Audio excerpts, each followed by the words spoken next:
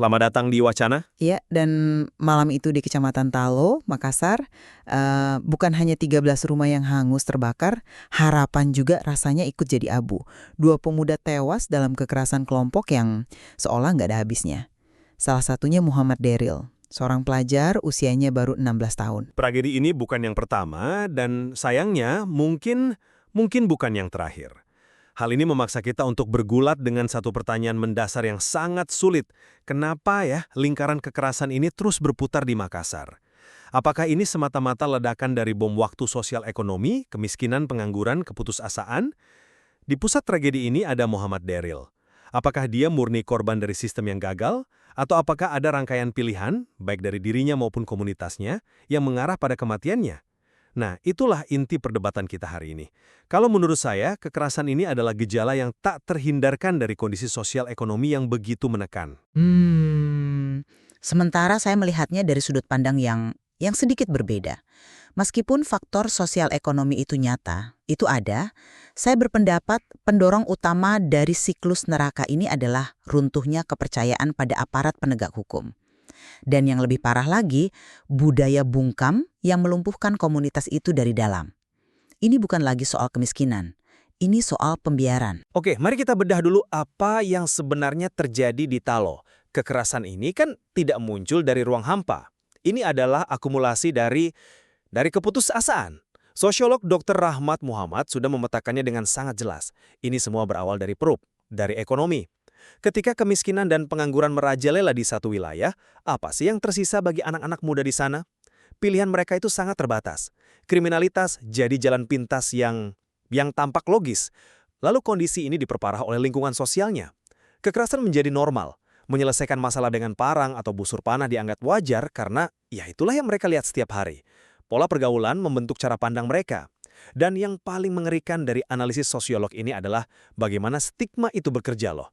Ketika masyarakat luar sudah mencap sebuah wilayah sebagai daerah nakal, anak-anak muda di sana seolah diberi izin untuk memenuhi ekspektasi buruk itu. Stigma tersebut bukan lagi sekedar label, tapi menjadi skenario hidup yang mereka jalani. Jadi pada akhirnya, inilah gambaran menyedihkan dari sebuah komunitas yang terjebak. Mereka seperti berada di jalan buntu, nggak ada pekerjaan, pendidikan terbatas, dan lingkungan yang setiap hari mencekik harapan. Kekerasan adalah bahasa mereka yang putus asa. Saya nggak membantah kondisi sosialnya memang buruk, tentu saja. Tapi menyalahkan kemiskinan terus-menerus itu seperti menyalahkan keringnya rumput saat hutan terbakar. Pertanyaannya adalah, siapa yang menyulut apinya dan kenapa tidak ada yang mengadamkannya? Disitulah argumen saya masuk. Begini, menyalahkan kondisi sosial ekonomi itu menjadi alibi yang terlalu nyaman untuk mengabaikan dua kegagalan yang lebih fatal. Pertama, lumpuhnya penegakan hukum. Kita punya kesaksian warga, Ibu Ati, yang ceritanya sangat-sangat memilukan. Dia dan warga lain sudah mengamankan barang bukti bom molotov, busur, bahkan narkoba. Tapi harus menunggu seharian penuh untuk polisi merespon. Seharian. Bayangkan perasaan ditinggalkan seperti itu. Kepercayaan publik hancur bukan karena miskin, tapi karena merasa tidak dilindungi. Kedua, dan ini yang paling krusial menurut saya, adalah kelumpuhan di dalam komunitas itu sendiri. Budaya bungkam, ini bukan istilah saya loh. Wali kota dan Wakapolrestabes Makassar sendiri yang mengeluhkannya. Ada pembunuhan, ada pembakaran, tapi tidak ada satupun saksi yang mau bicara.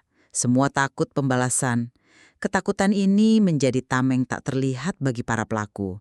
Jadi ya, meskipun lahannya subur karena masalah sosial, api ini terus berkobar karena aparat yang lamban dan komunitas yang memilih diam. Tunggu dulu. Anda menyalahkan respons aparat dan kebungkaman warga, tapi bukankah itu justru membuktikan poin saya?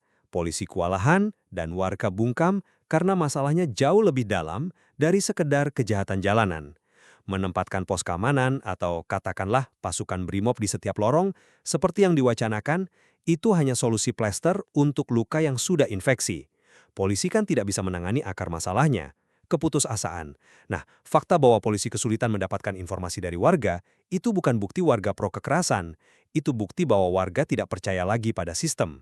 Bagi mereka, sistem ini hanya muncul dalam bentuk polisi saat ada keributan, tapi nggak pernah hadir dalam bentuk lapangan kerja, sekolah yang layak, atau lingkungan yang aman. Jadi keengganan mereka bicara itu bukan karena mereka melindungi pelaku, tapi karena mereka melindungi diri mereka sendiri dari sistem yang mereka rasa ya tidak akan pernah adil pada mereka. Tapi sebentar, plester itu perlu loh kalau darahnya terus mengucur. Kita nggak bisa bicara soal penyembuhan jangka panjang kalau pasiennya kehabisan darah di depan mata kita.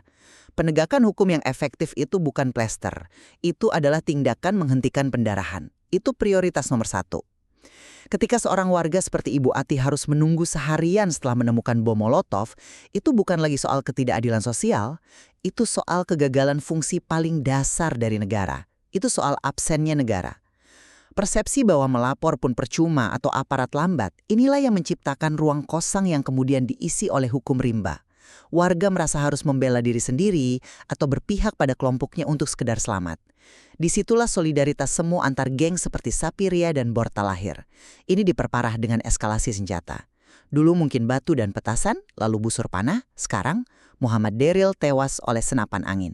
Senapan. Gimana mungkin senjata seperti itu bisa bebas digunakan dalam tawuran? Ini bukan lagi gejala sosial.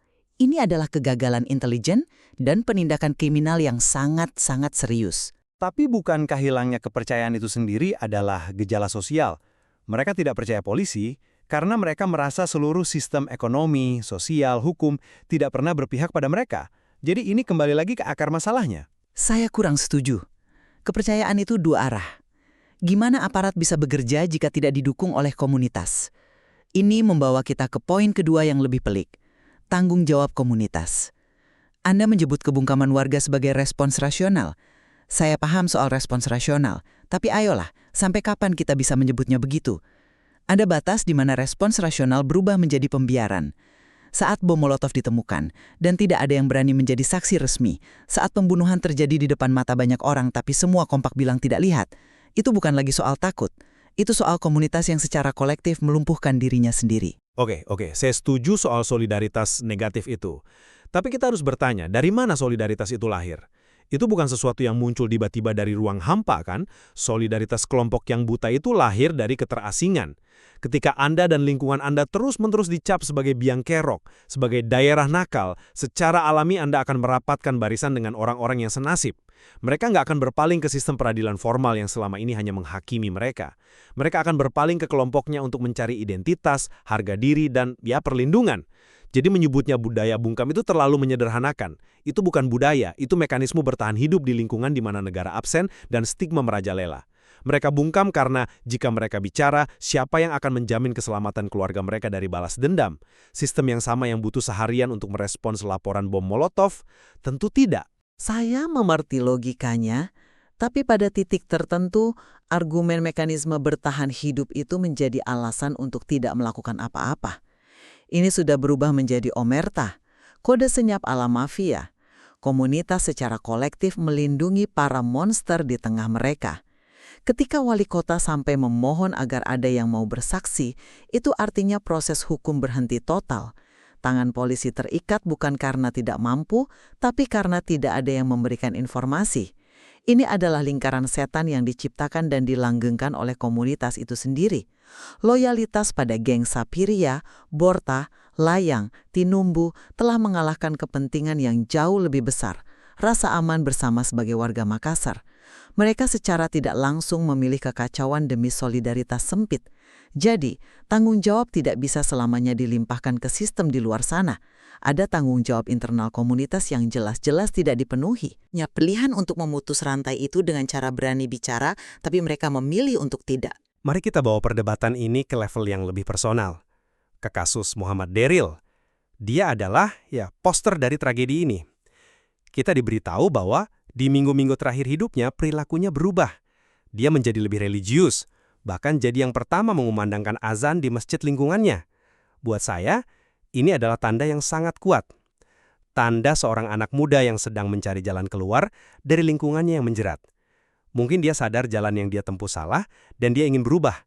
Tapi lingkungan itu seperti pusaran air yang terlalu kuat. Dia tewas 7 km dari rumahnya. 7 km. Dia terseret ke dalam konflik yang jauh lebih besar dari sekedar perkelahian anak lorong.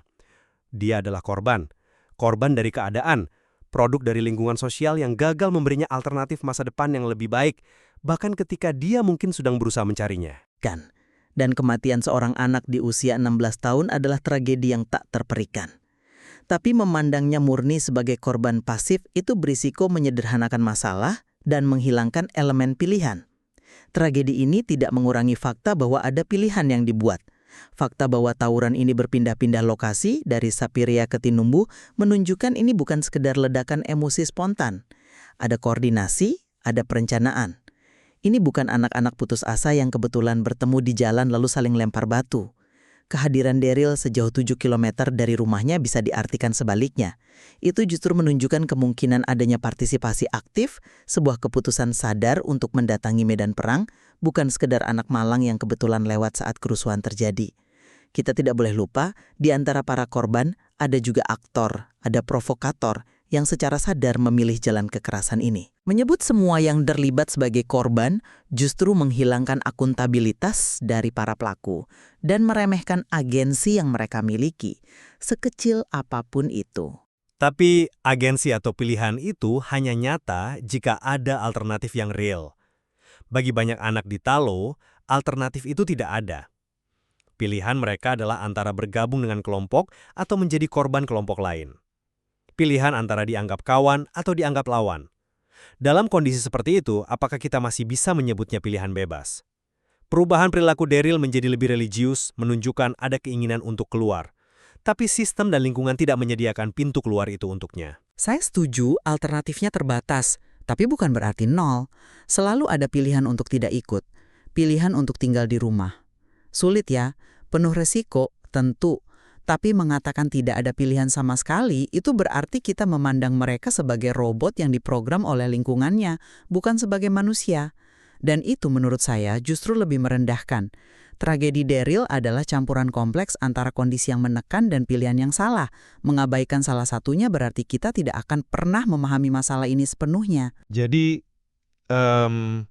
setelah diskusi ini, saya tetap kembali ke titik awal saya. Semua ini adalah gejala. Polisi yang lamban, warga yang bungkam, anak-anak muda yang membawa senjata, itu semua adalah retakan di pondasi yang sudah rapuh karena kemiskinan, ketidaksetaraan dan keterasingan sosial yang mengakar. Selama kita hanya mengecat ulang dinding yang retak dengan patroli dan pos keamanan, bangunan ini akan terus bergunjang dan menelan korban. Solusi nyata harus dimulai dari perbaikan fundamental di pondasinya. Dan saya justru melihat sebaliknya. Pondasi itu mungkin rapuh, tapi rumah ini runtuh sekarang karena pilar utamanya, penegakan hukum yang tegas dan tanggung jawab komunitas, sengaja dibiarkan lapuk. Tanpa membenahi pilar itu dulu, tanpa menghentikan pendarahan ini sekarang, rencana besar untuk membangun kembali pondasi hanya akan menjadi wacana. Prioritas utamanya haruslah memulihkan ketertiban dan kepercayaan, menunjukkan bahwa negara hadir dan hukum bekerja. Baru setelah itu kita bisa bicara soal program sosial jangka panjang. Jelas bahwa situasi di Talo adalah sebuah jalinan masalah yang rumit. Memilah mana yang menjadi akar dan mana yang menjadi akibat adalah ya inti dari perdebatan ini. Apakah kita harus mengobati penyakit kronisnya terlebih dahulu atau menghentikan pendarahan akutnya saat ini? Dan materi ini menunjukkan dengan sangat gamblang konsekuensi yang mengerikan ketika sebuah komunitas terperangkap di persimpangan jalan buntu, diabaikan oleh sistem dari luar dan dilumpuhkan oleh ketakutan dari dalam. Mencari jalan keluar dari labirin ini adalah tantangan terbesar bagi Makassar hari ini. Download Tribun X sekarang, menghadirkan lokal menjadi Indonesia.